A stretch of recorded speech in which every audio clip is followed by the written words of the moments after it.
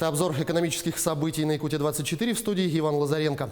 Министерство строительства и ЖКХ создаст единый федеральный реестр, в котором будет собрана информация обо всех россиянах, нуждающихся в жилье. Как сообщили в министерстве, речь идет о россиянах, пострадавших во время техногенных аварий, людях, вынужденных переселиться из районов Крайнего Севера, ветеранах, инвалидах и семьях с детьми-инвалидами.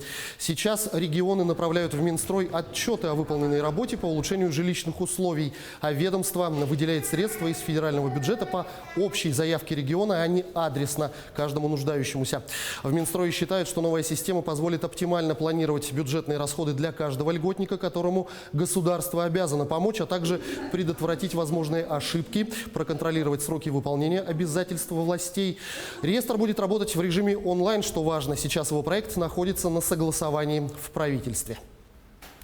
В Государственную Думу внесли проект закона о минимальном гарантированном доходе людей с долгами, на которые не может быть наложено взыскание. Авторы инициативы предложили внести изменения в закон об исполнительном производстве. Поправки предполагают, что перечень имущества должника, на которое нельзя накладывать взыскание за долги, будет дополнен ежемесячным доходом гражданина. Этот доход не должен быть меньше прожиточного минимума для трудоспособного населения.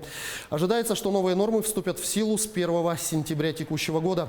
Авторы законопроекта указывают, что нередко возникает ситуация, когда после взыскания долга человеку просто не на что жить. И следует обеспечить не только гарантии действенной судебной защиты кредитора, но и защиту прав должника. Все-таки в Конституции прямо закреплено, что Российская Федерация – это социальное государство. Должник и так, очевидно, находится в сложной жизненной ситуации, и ему требуется поддержка, чтобы эта ситуация дальше не ухудшалась. В России хотят разрешить вкладывать средства материнского капитала в покупку ценных бумаг. Инвестировать предлагается исключительно в надежные инструменты, такие как вклады в госбанках, облигации и даже пенсионные резервы негосударственных пенсионных фондов. Обналичить мат-капитал через вложение в ценные бумаги и последующую их продажу не получится. Однако эксперты идею оценили неоднозначно. Все потому, что инвестиции в данном случае преследуют свою целью поддержать скорее финансовый рынок, а не семью. Специальный опрос для предпринимателей, который позволит выявить полезные цифровые сервисы для бизнеса, запустили Минэкономразвития и Корпорация малого и среднего предпринимательства. Ключевая задача исследования – получить подробную обратную связь от бизнес-сообщества, проанализировать полученную информацию и на основе этих данных сформировать максимально клиентоориентированные цифровые сервисы поддержки бизнеса.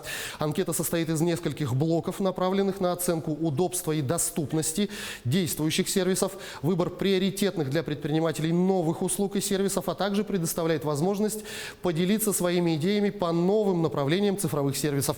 Результаты опроса будут использованы для развития продуктовой линейки цифровой экосистемы поддержки малого и среднего предпринимательства, которую разрабатывает Минэкономразвития.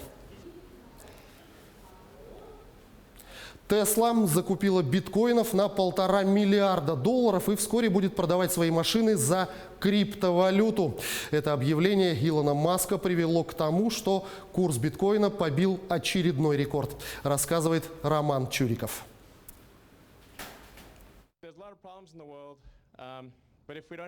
Биткоин – синоним безопасности. Так можно творчески перевести твит Илона Маска, который переполошил финансовые рынки.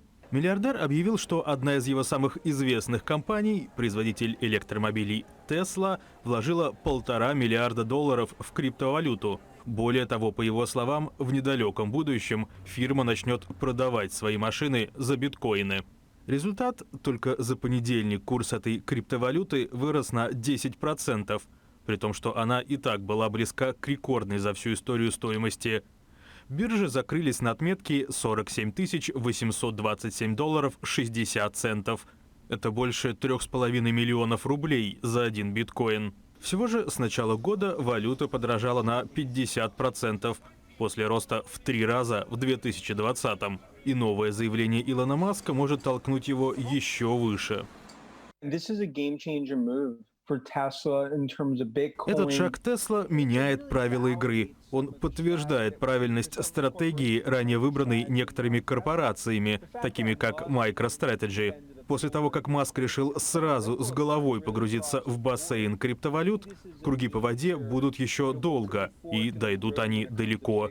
Думаю, что это важная развилка на дороге. после которой все новые компании будут прибегать к биткоину и другим криптовалютам для расчетов.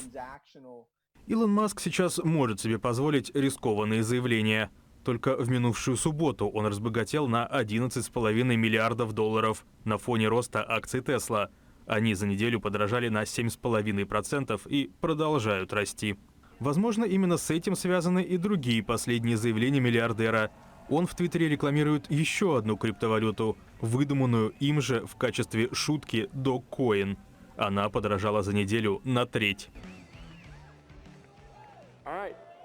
На этом у меня пока все. Будьте в курсе экономических событий на Якутия 24.